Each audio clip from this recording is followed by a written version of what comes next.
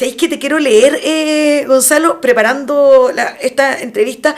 En la prensa, un contribuyente que no pudo efectuar su declaración ahora, que lo encontré un buen resumen tal vez para lo que súper fundadamente declaran estas asociaciones gremiales y estos expertos.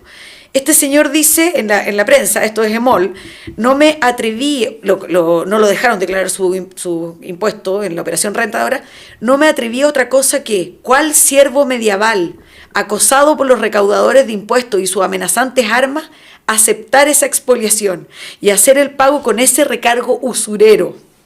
Protesto aquí públicamente contra este flagrante abuso del Servicio de Impuestos Internos.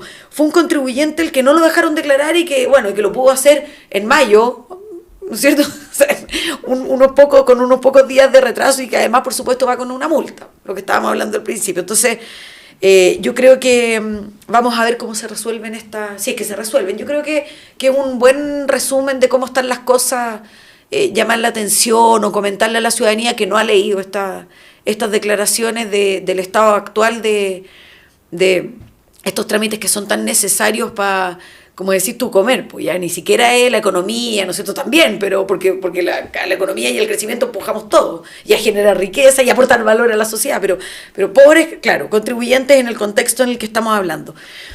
Desde el punto de vista, Gonzalo, más, si querís, filosófico o un poco más general,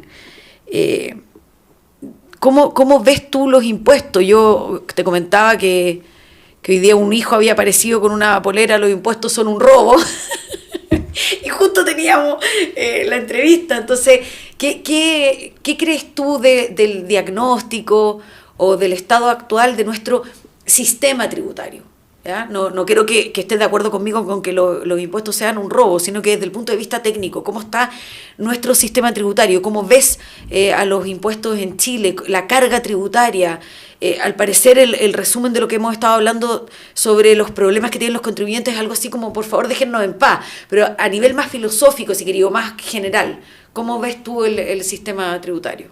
Bueno, es muy, hasta cierto punto, da en el clavo la persona que está declarando ahí al medio de comunicación. Como un poeta, además. Sí. Claro, porque dice, me siento como un siervo medieval, porque precisamente en la Edad Media comienza toda esta lucha por establecer lo que terminan siendo los derechos como básicos de todos los contribuyentes, a que el impuesto que se cobre sea el impuesto que es determinado por el Parlamento.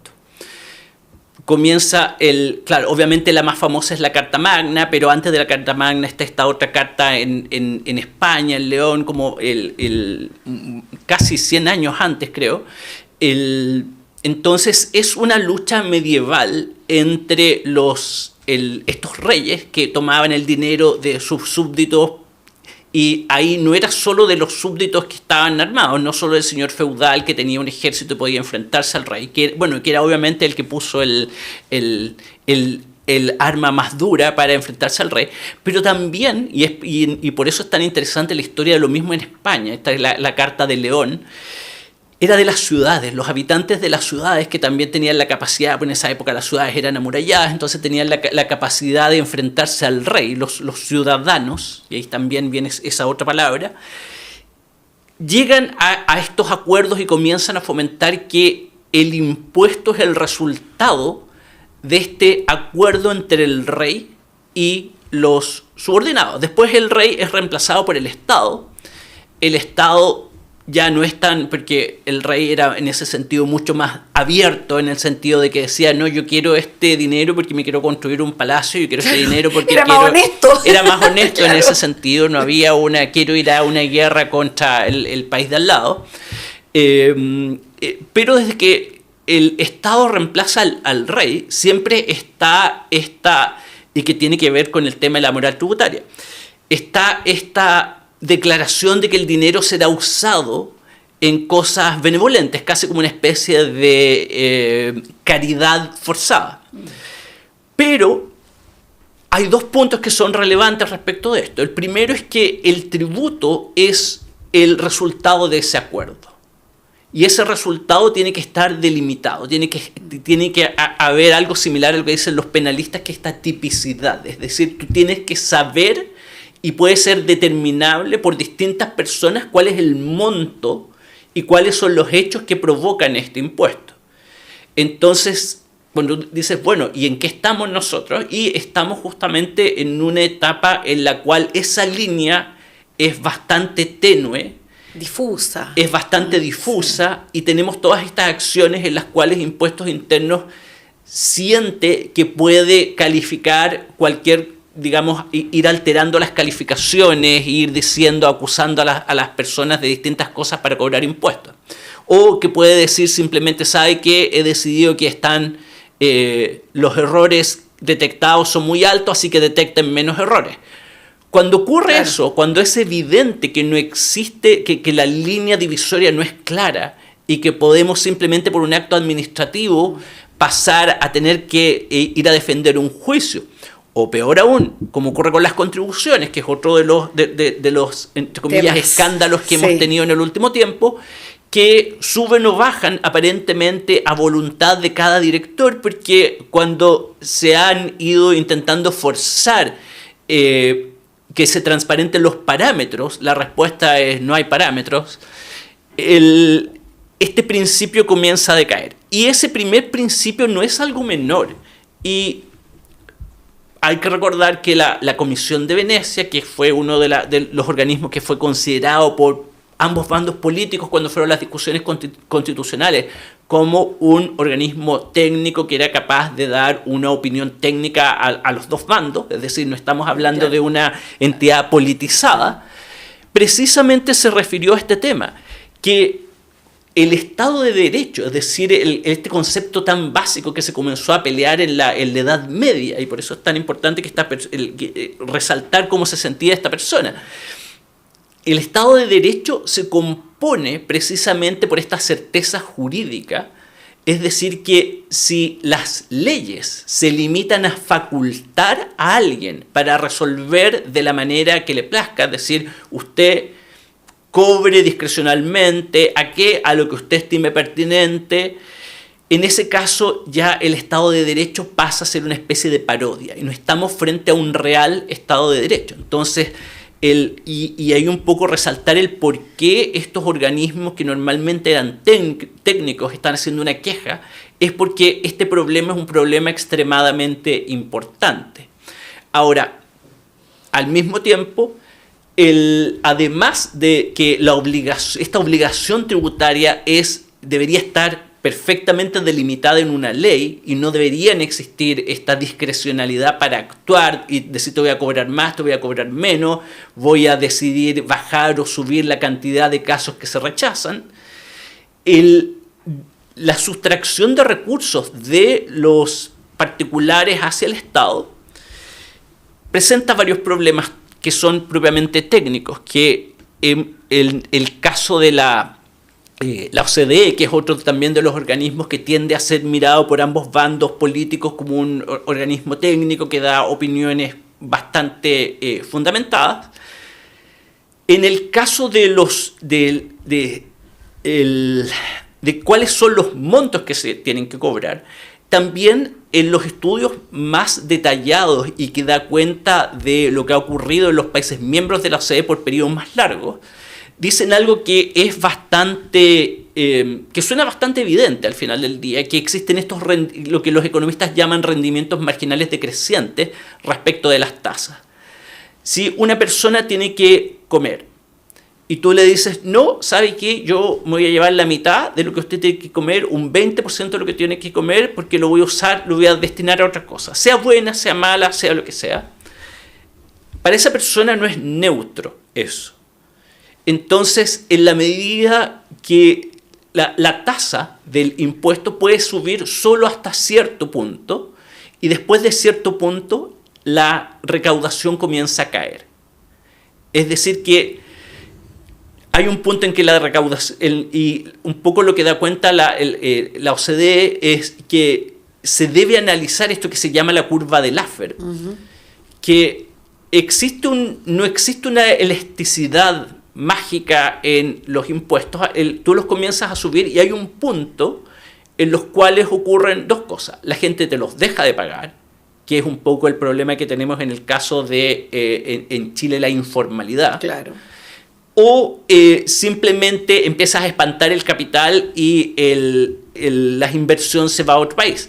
Entonces, tú, en el caso de Chile en particular, que existe este informe que decía que existe cierta, entre comillas, que han usado bastante, varios políticos han usado la palabra holgura, pero usando ese mismo término, lo que dice el informe general de la OCDE respecto del nivel de impuestos es que esencialmente no es elástico. Si tú lo subes, hay un punto en que no solo no aumenta la recaudación, sino que desde comienza a disminuir. Obvio. Porque baja la base imponible, porque tienes menos productividad. Exacto. Ya, y en el caso de Chile, lo que nos dijeron que es en un momento que fue durante uno de los gobiernos de Piñera, se pidió un informe a la OCDE un poco referente a esto para ver cómo estábamos. Y ese informe es bastante curioso porque por un lado dice existe cierta evidencia y la evidencia que nos dan es lo que ocurre en Irlanda y lo que ocurre en Luxemburgo. Yeah. Entonces ya en ese punto es como nos puede dar un poco de risa, claro, porque evidentemente lo que ocurre en Irlanda o en Luxemburgo no es lo mismo exactamente lo mismo que ocurre en Chile. Claro. Chile. Pero lo que dice la parte que tienden a ignorar los políticos en general en Chile, porque este fue un informe que lo pidieron ambos bandos, pues los dos querían en ese momento subir los impuestos, lo que dice es, señores de Chile, su tasa de impuesto a la actividad empresarial, que le dicen a veces impuesto corporativo, que es nuestra primera categoría, que es la tasa que paga una persona que hace una actividad empresarial, es muy alta, es mucho más alta que el resto de la OCDE. Entonces, por ese lado, evidentemente, y si vemos los resultados desde que aumentó el 2014, si vemos el PIB, es terrible porque desde el 2014, salvo por 2 años, salvo el 2018 y el 2021, Chile, que normalmente crecía, que es lo que dice este informe, es como, entre comillas, optimista, porque dice, mire, Chile hemos visto que crece por sobre el promedio de la OCDE. Hace 30 años. Llevaba hasta el 2014, Chile llevaba 30 años creciendo por sobre el promedio de la OCDE. Pero desde que aumentamos el impuesto de primera categoría, ese informe, digamos, es lo que pasa después de ese informe, salvo por 2 años hemos crecido por debajo de la tasa de la OCDE. Es decir, que claramente esta curva de Laffer y la no elasticidad de subir los impuestos nos pasó la cuenta y claro, es evidente que va a bajar la base imponible debido a que hay menos crecimiento. Entonces, si pasamos de crecer por sobre la OCDE, es decir, que seguíamos trotando, íbamos a poder llegar en algún punto a un nivel de crecimiento aceptable, pero ahora que estamos corriendo más lento, la OCDE nos pasa, es evidente que vamos a recaudar menos. Y el segundo problema que tiene esto es que este informe de la OCDE, ¿qué es lo que dice? Que es la segunda parte que se ignora absolutamente.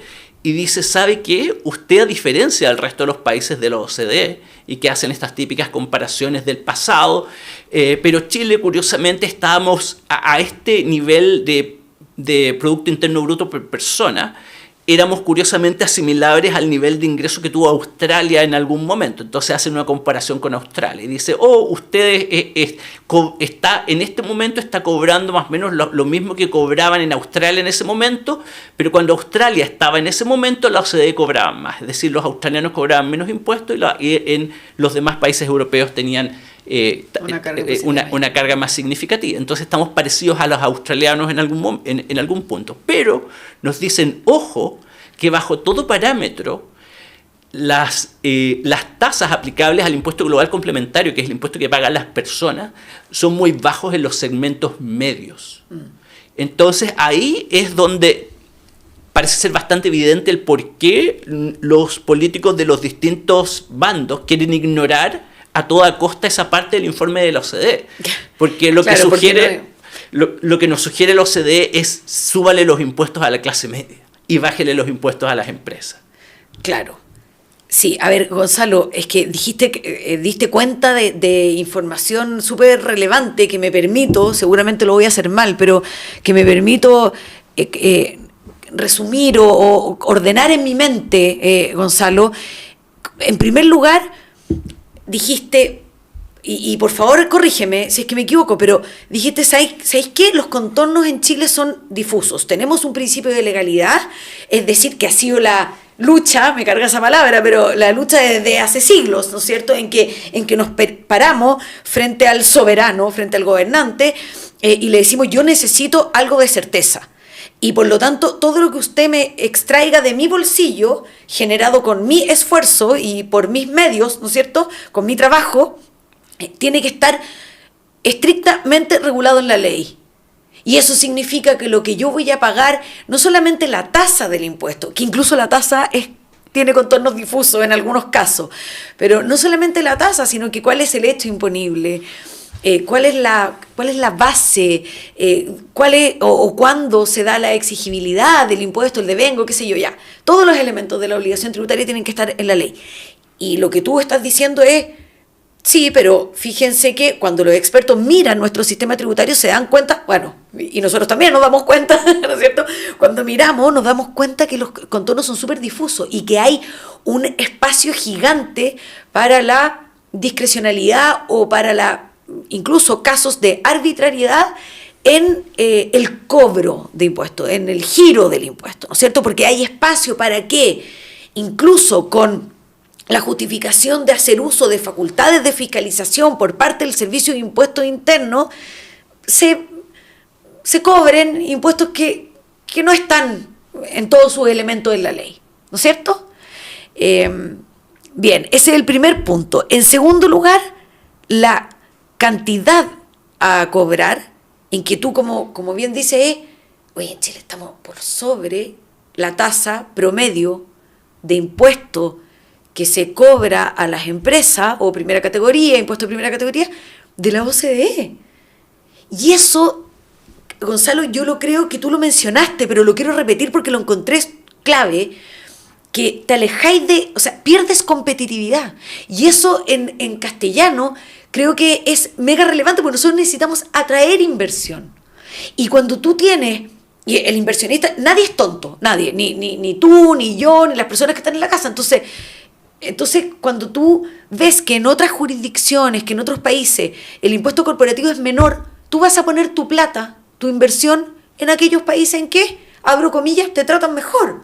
Porque la plata te rinde más, ¿no es cierto? Como inversionista, es decir, como una persona que ahorra para poder generar un proyecto que aporte valor, que genere riqueza, yo voy a preferir la jurisdicción que tenga un sistema tributario con un impuesto corporativo competitivo. Y si la tasa, como tú bien representas, si la tasa del impuesto corporativo es mayor en Chile que los otros países desarrollados que son miembros de la OCDE, es más alta, obviamente la inversión se aleja y se espanta, porque nadie es tonto, ¿no es cierto? Perdón que lo simplifique tanto, pero es la lógica que hay detrás de este súper importante punto que tú pones. Y el tercero, respecto de la base, yo aquí quiero agregar algo, Gonzalo, porque Gonzalo nos dice, la OCDE ha recomendado o se da cuenta que impuesto a la renta pagan muy pocas personas en Chile. Eso es, ¿no es cierto? Dicho al revés, digamos, que la base a cobrar, de contribuyentes a cobrar el impuesto a la renta, es muy poca en Chile. Y como tú bien dices, y lo que falta es pegarle el manotazo en el impuesto a la renta a la clase media, es expandir la base de las personas a las que se cobra, ¿no es cierto? Independientemente que podamos discutir ese punto o no, yo creo que aquí hay algo que no mucha gente, o quiero complementarlo con una idea de que hay muchos contribuyentes de esta propia clase media, si lo queremos poner ahí, o de la base de gente que no paga impuesto a la renta porque está exento por la ley, financia al Estado igual. O sea, hay un porcentaje de recaudación de IVA que es mayoritario en Chile, y el IVA lo pagamos todo. Entonces, quería hacer ese punto porque no se trata de... No, es que la clase media está siendo como privilegiada al estar exenta, o los ingresos de las personas que no pagan el impuesto a la renta es limitado conforme a la legislación chilena. Sí, pero financian la fiesta igual, ¿no es cierto? Y el IVA es uno de los ejemplos. Vamos a ver si es que los políticos les van a hacer caso a expandir el impuesto a la renta a más personas. Yo creo que es tan políticamente impopular que jamás se va a tomar en consideración esta variable que establece este informe.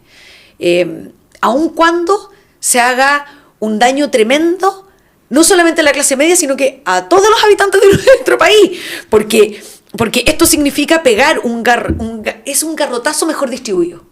Eso es lo que recomienda, ¿no es cierto?, este informe. Como péguenle el garrotazo en una tasa mucho más razonable, porque ustedes están muy altos, están espantando la inversión, pero distribúyanlo de mejor forma, porque no se ve bien a largo plazo, digo, que se cargue la mata o que se cargue la tributación a una parte de las personas que generan riqueza.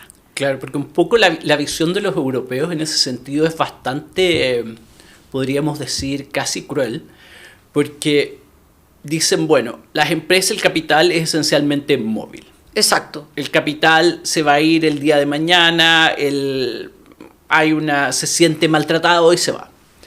Pero las personas naturales, tiene que haber una crisis muy grande. Normalmente, si vemos los países de la zona, tiene que ser, no sé, algo como lo que ocurre en Venezuela, para que la gente empiece a escapar de su país. Entonces la OCDE dice, bueno, tiene ahí a la clase media que ¿a dónde se va a ir? Entonces, un poco la visión de la OCDE siempre ha sido, de los países europeos, es que tiene a sus ciudadanos ahí, y como los ciudadanos en general no se van a ir a vivir fuera de Europa, tienen que estar cayendo bombas para que escapen, así tiene que ser una segunda guerra mundial para que tengan flujos migratorios altos. Les cobran impuestos porque es una base de fácil recaudación, porque están ahí, el empleado lo retiene, entonces ellos ven como una especie de presa fácil a las personas naturales. Exacto. Es un poco en rigor esa es la postura. Ahora, al mismo tiempo, reconocen en estos estudios que volvemos al tema de esta elasticidad, que los impuestos a la renta son los que provocan un mayor daño a la comunidad en general, porque el impuesto a la renta termina, en la medida que sube, empieza a bajar, hay un punto que comienza a bajar la actividad económica. Y en Chile lo vemos, los datos están ahí. Ese punto ya llegó. Evidentes, y del 2014, o sea, es terrible, porque si vemos los datos publicados ahí por el Banco Mundial, que son los mismos, están tomados de los datos del Banco Central, sí. Desde el 2014 hasta ahora, solo 2 veces hemos vuelto a crecer, 2 años hemos vuelto a crecer más que la OCDE. Todo el resto de los años, de estos 10 años, hemos crecido por debajo de lo que antes crecíamos, que antes crecíamos en una tasa mayor que la OCDE, ahora crecemos en una tasa más baja. Es decir que si lo miramos esto de manera burda, si vamos en una maratón, antes íbamos a 10 kilómetros por hora, ahora vamos a la mitad de eso.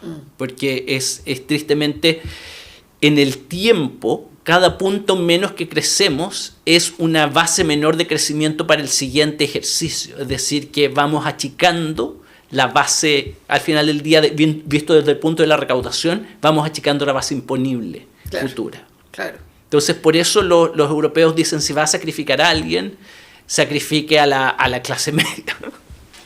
Gonzalo, y respecto quiero tomar el punto sobre el origen o el cambio del monarca con el Estado, ¿no es cierto? Nos pusimos de acuerdo en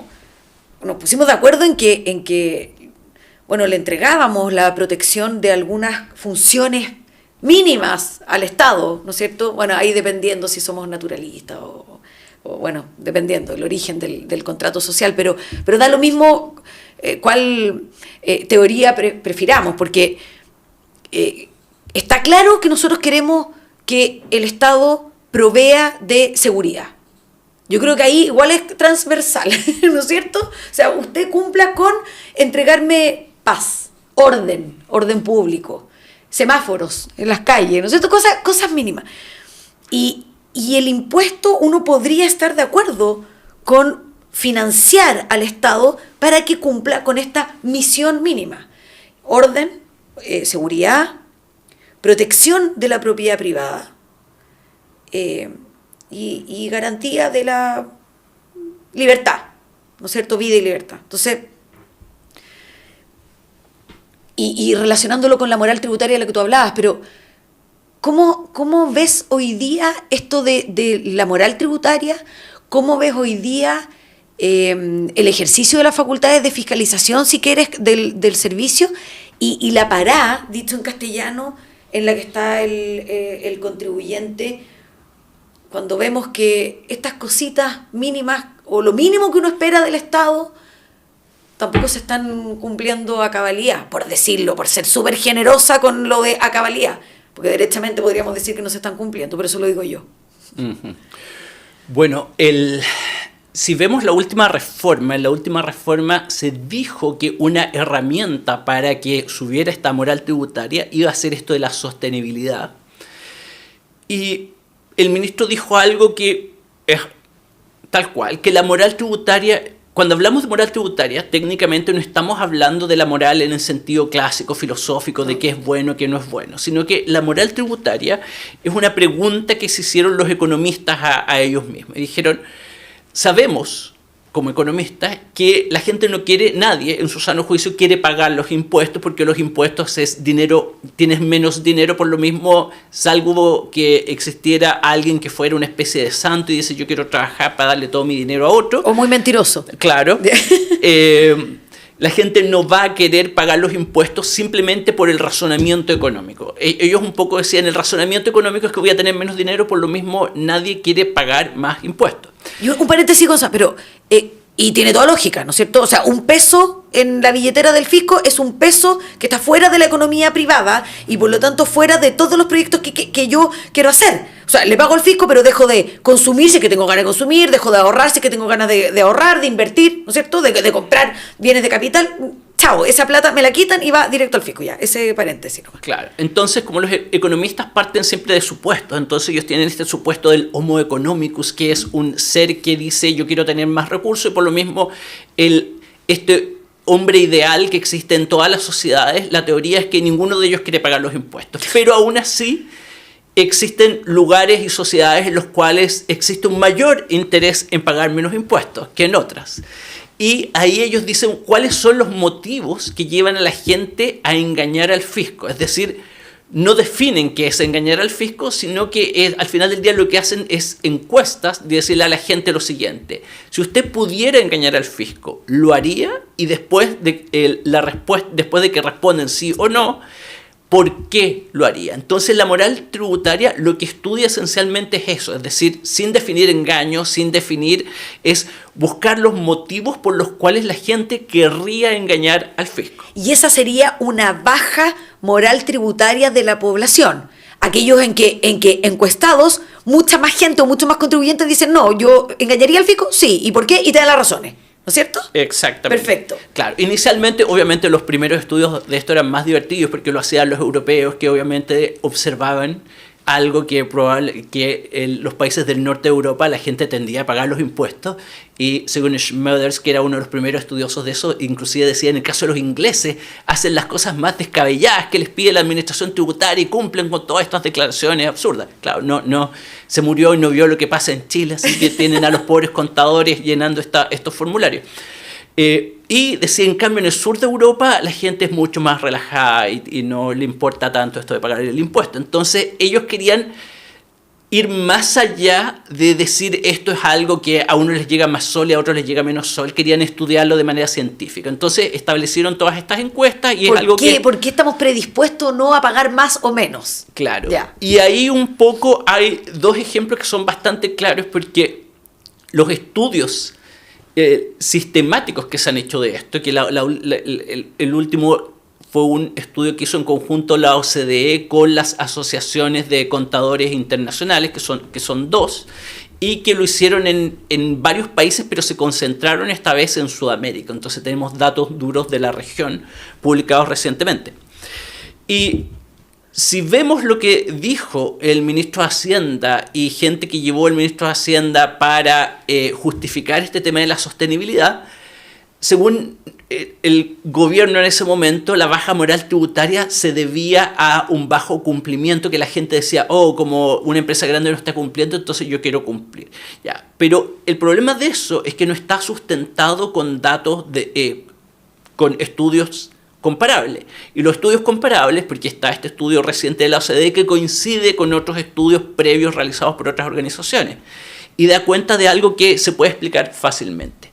Si vemos el CIAT, que es una organización de administraciones tributarias que se dedica principalmente a promover conocimiento, es decir, no es una organización política, no promueve suba los impuestos, baje los impuestos, sino que simplemente recopila... No promueve socialismo versus liberalismo, no. Nada, exactamente, no dice queremos una u otra cosa, sino que simplemente hace estudios y da datos, y busca maneras de ir comparándolo.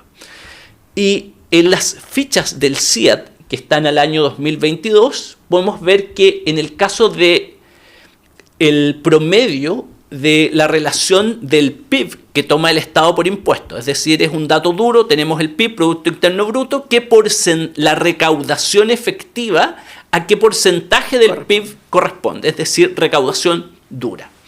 Y en el caso de Brasil recauda un 33,3% del PIB y el promedio de la OCDE es 34%.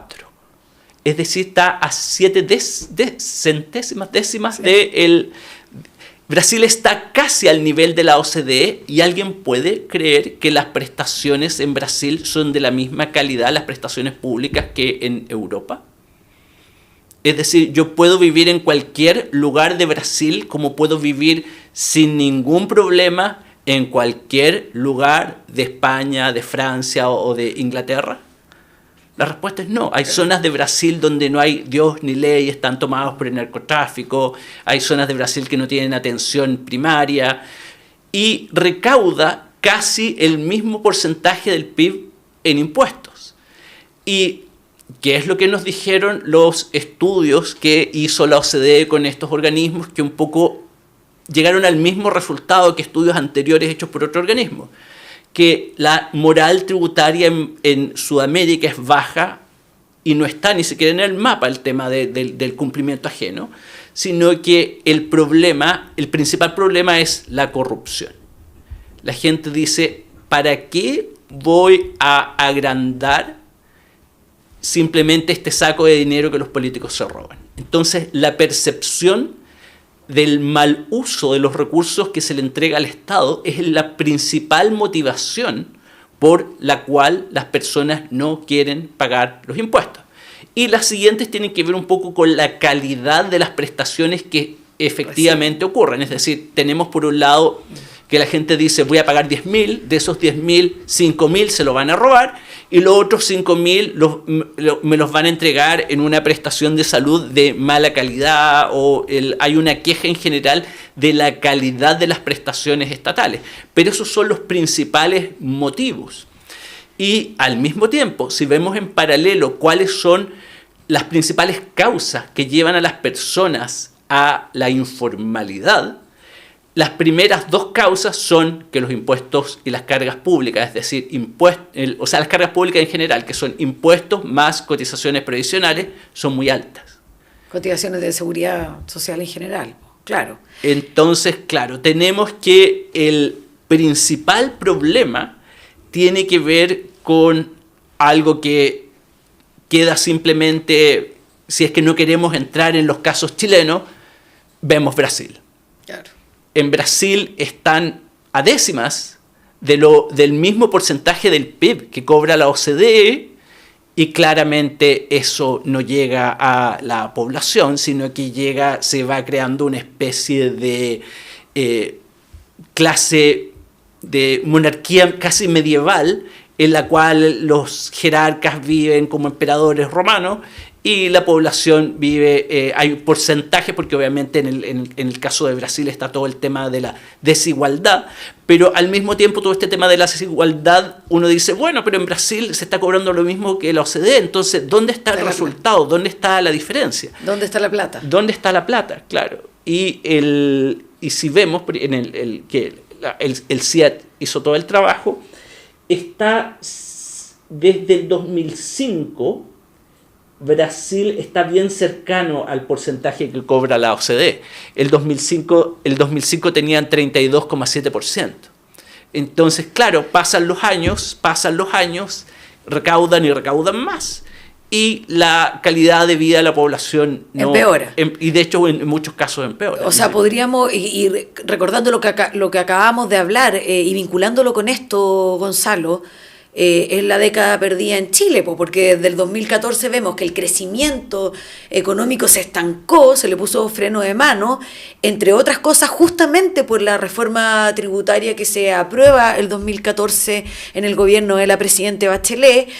Y entonces ahí tenéis una evidencia de que la curva del Laffer está bien. O sea, esta cuestión no es poner la tasa que yo quiera o recaudar a niveles desorbitantes, porque lo que voy a provocar es justamente el efecto no deseado por quienes aprueban la ley, que es recaudar menos, ¿no es cierto? Y por otra parte vemos este dato que tú entregas de Brasil, en que los niveles de recaudación por Producto Interno Bruto es igual o parecido, casi igual a los países de la OCDE, y veis que los resultados de esa recaudación en realidad no están en las personas que financian la fiesta.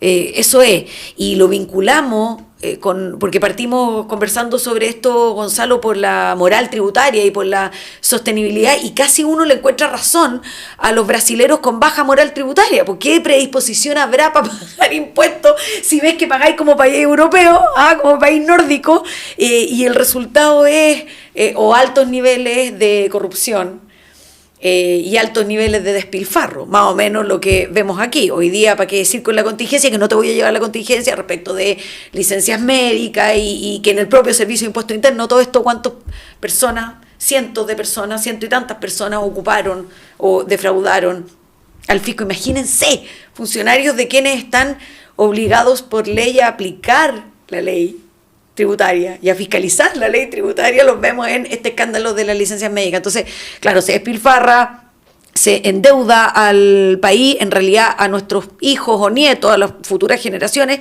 sin que nadie les haya preguntado, porque la deuda pública se paga con los impuestos que les van a cobrar a los que siguen, ¿no es cierto?, a nuestro futuro. Y además, lo traemos al presente, los niveles de carga tributaria que tenemos hoy en día. Y no se les ocurrió nada mejor que vincular con la moral tributaria un concepto de sostenibilidad, que tú hiciste mención, de sostenibilidad tributaria, que se incorporó ahora en la última reforma tributaria del noviembre del año pasado, en que se incorpora este concepto de sostenibilidad tributaria en el Código Tributario, como una medida de colaboración, ¿no es cierto? Como una medida de apoyo al contribuyente. Entonces, como un mecanismo de tomarse las manos y ser amigos entre el Servicio de Impuestos Internos y las empresas. Ellos estaban pensando en la discusión legislativa al meter este concepto de sostenibilidad en las empresas grandes. Parece que pensaban en la teoría, pero en la ley quedó para cualquiera, da lo mismo. Entonces nos vamos a tomar de las manos con el Servicio de Impuestos Internos y les vamos a informar. Eso es la sostenibilidad tributaria.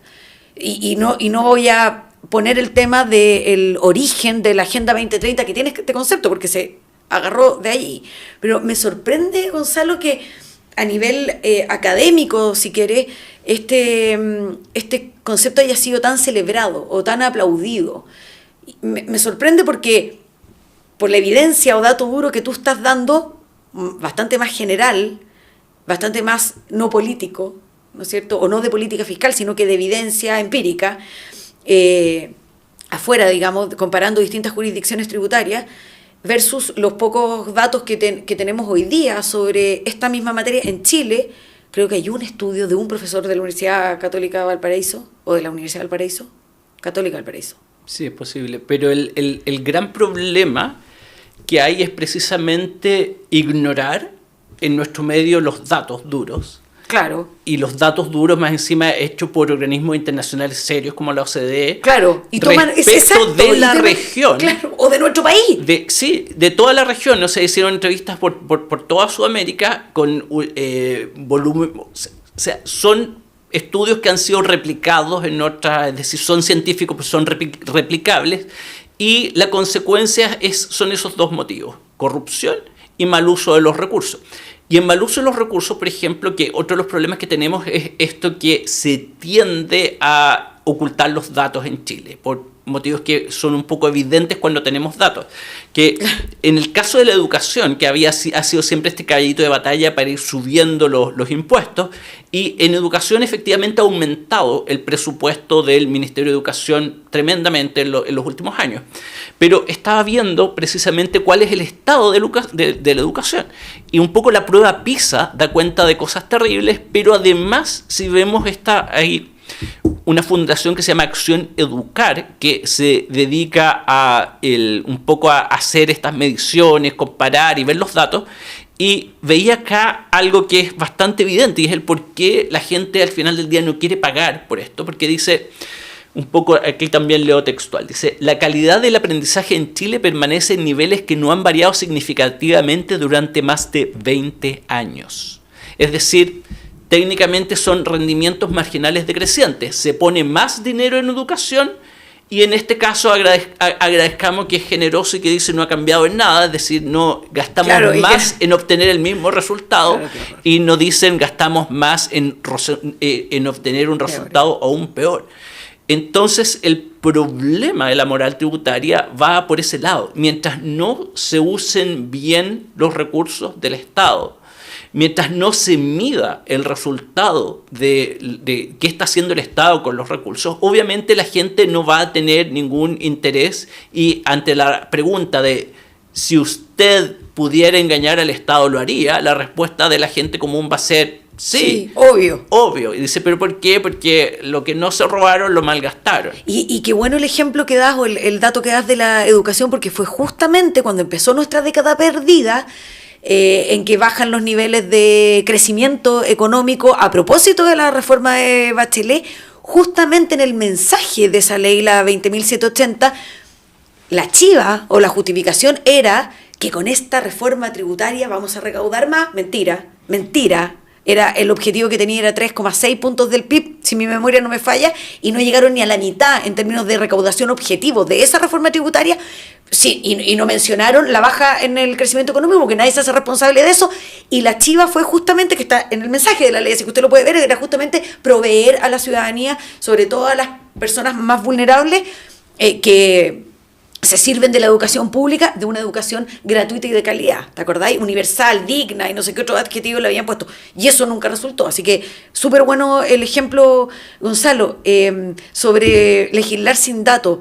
Quiero ir, antes de pasar a la vivienda, que es nuestro último tema, a las cifras. Me acordé de las cifras de evasión, porque la última ley, esta que hemos hecho mención, que fue aprobada recientemente, a fines del año pasado, la razón por la cual estaban todos tan apuraditos en subirnos impuestos una vez más, era justamente porque había un estudio que indicaba que la recaudación tributaria era nivel Dios. O sea, eran niveles, pero ya más del 50% de los contribuyentes de impuesto a la renta evadía, ¿eh? Eran unos malditos evasores todos, según un estudio bastante poco serio, lo estoy diciendo yo, y no solamente yo, sino que todos los expertos a los que se les preguntó cuestionaron las cifras de Michel Llorat, que fue el autor intelectual y material de este informe, en el que se basó el Ministerio de Hacienda para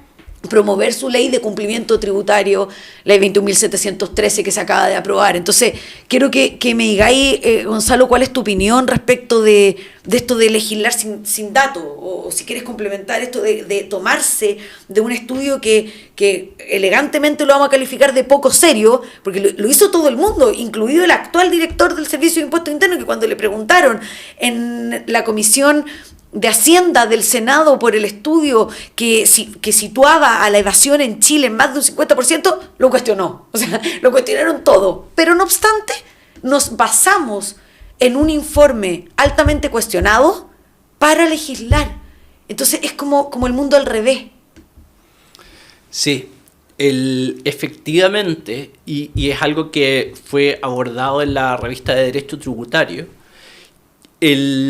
los datos que presentaron al Congreso un poco no resistían ningún análisis. O sea, análisis evidente, Y esto es tan evidente que si vemos la medición que hace el Servicio de Impuestos Internos para efectos de sus bonos internos y cumplimiento de metas, el cumplimiento de metas, todos los años dice cumplimos todas las metas, estamos perfectos. ¿Ya? Entonces no puede ser que al mismo tiempo la fiscalización está perfecta y tenemos un 50% de evasión del impuesto a la renta. Eso no resiste ningún análisis. Claro, tiene un punto. O sea, el Servicio de Impuestos Internos cumple con todos sus indicadores de gestión. O sea, sí, yo soy el súper mega fiscalizador y al mismo tiempo se te pasan por delante de las narices los malditos evasores. Eso, ¿no es cierto? Claro, el Servicio de Impuestos Internos es una institución que ha sido reconocida a nivel mundial en general por su gestión. La gestión de impuestos internos, es decir, cuando dice estamos haciendo bien por muchos años, antes de este periodo de conflicto máximo en el que estamos, pero durante muchos años nadie ha cuestionado seriamente la gestión de impuestos internos, tanto a nivel internacional como a nivel local. Entonces estos números que nos daban y que decían, no, por un lado Impuestos Internos ha fiscalizado perfecto y ha hecho perfectamente su pega, pero la mitad del impuesto a la renta fue evadida, no son cosas que resisten. Entonces alguien está mintiendo. Y un poco el principal estudio que se hizo respecto de cómo se estaba haciendo la medición, que fue publicado en la revista de Derecho Tributario, da cuenta que era este informe sobre el cual se legisló que estaba mintiendo. O sea, claramente no todos esos datos buscaron la manera un poco de inflar, porque 50% de evasión del impuesto a la renta, estamos hablando casi de un país así como que si estuviéramos que nos colgamos de los Congo, árboles. Una cosa así, como una cosa, el país más pobre en medio de una guerra, una cosa como extremadamente terrible. Y si bien había un estudio que usaba los mismos métodos que los métodos de Michel Llorat, que hizo el CEP, si recuerdo bien, el problema precisamente era el tipo de método que se estaba usando. Entonces, si yo uso al final del día, uso un método en el que, y no hago todas las, que es similar un poco a lo que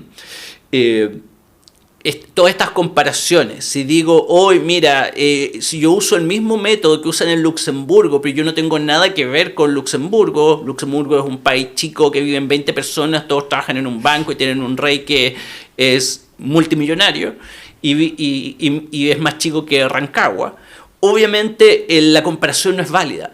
Entonces, un poco lo que daba cuenta este estudio que fue publicado en la revista de Derecho Tributario era que para llegar a una medición correcta, no solo se debían usar otros métodos, sino que se debían tener varias precauciones respecto de cómo se hace el cálculo.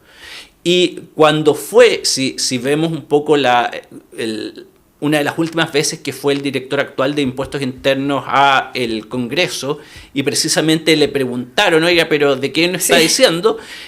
Ahí quedó todo un poco en evidencia, porque le decían, bueno, entonces si las empresas grandes están cumpliendo, ¿a qué se refiere? Y tuvo que inventar otra excusa en el momento. Dice, no, pero es que si usted mira las empresas grandes con un espejo durante el equinoccio de verano, realmente no están cumpliendo, pero están cumpliendo. Entonces, el primer problema que tenemos es que no existen datos fidedignos para poder legislar. Y a pesar de eso, se usaron esos datos que fueron cuestionados desde por el director actual antes de asumir, hasta por un poco todos los que algo tenían que ver con estos temas. Pero eso pasaba principalmente desde que se usaban supuestos equivocados hasta que se usaban métodos inadecuados. Entonces, si yo te digo a ti que la temperatura en este cuarto realmente son y de hecho, que fue la parte un poco más escandalosa, si te digo, no, en este momento tenemos 50 grados Celsius, y tú me dices, pero es evidente que no tenemos 50 grados Celsius, pues si no estaría con chaqueta, no estaría con chaqueta, entre otras cosas, y dice, voy a buscar un termómetro, y te digo, no, nadie puede buscar termómetros, que es lo que alegaron, justamente lograron impedir que se presentaran otros informes y que se hicieran otros estudios.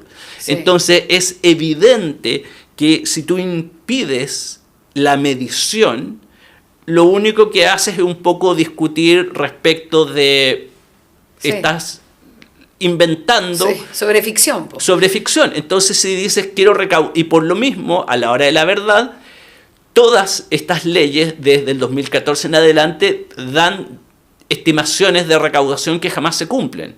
Y jamás se cumplen, Exacto. que es el equivalente a decir, mira, yo tengo los números del Kino, pero nunca me lo gano. Claro. Jamás me lo gano, pero yo soy el oráculo y te voy a dar los números del Kino, créeme. Y tú me dices, no, pero quiero ir a hablar con un experto. No, no más expertos, solo yo te voy a dar los números del Kino. Tal cual. Y todos los años perdemos. Entonces, ninguno, si vemos todas las metas y todo lo que dicen que va a recaudar cada una de las leyes, ninguna lo ha cumplido. Claro, yo estoy completamente de acuerdo contigo y la cantidad de leyes que tocan impuestos para subirlos todas, desde el 2014 a la fecha han sido muchas normas, muchas reformas tributarias, ¿no es cierto?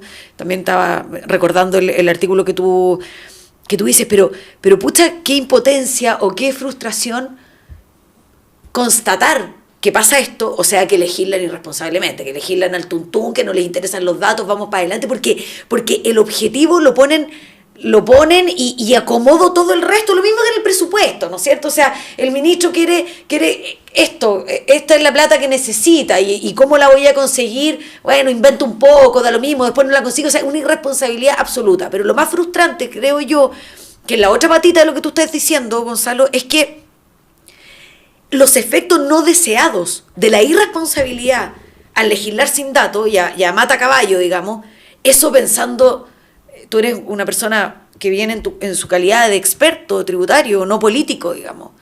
Yo creo que aquí hay harta objetivos ideológicos súper claros, ¿ya? Pero y le echamos para adelante nomás. Pero la otra cara de la moneda es que es súper frustrante todo lo que se deja de ganar. O dicho al revés, todo lo que se pierde con estas decisiones. Porque lo estábamos viendo en el ejemplo de la reforma de Bachelet, y que se detuvo el crecimiento. Y el crecimiento no como una medida así económica, relevante. O sea, el crecimiento afecta el bolsillo de todos nosotros.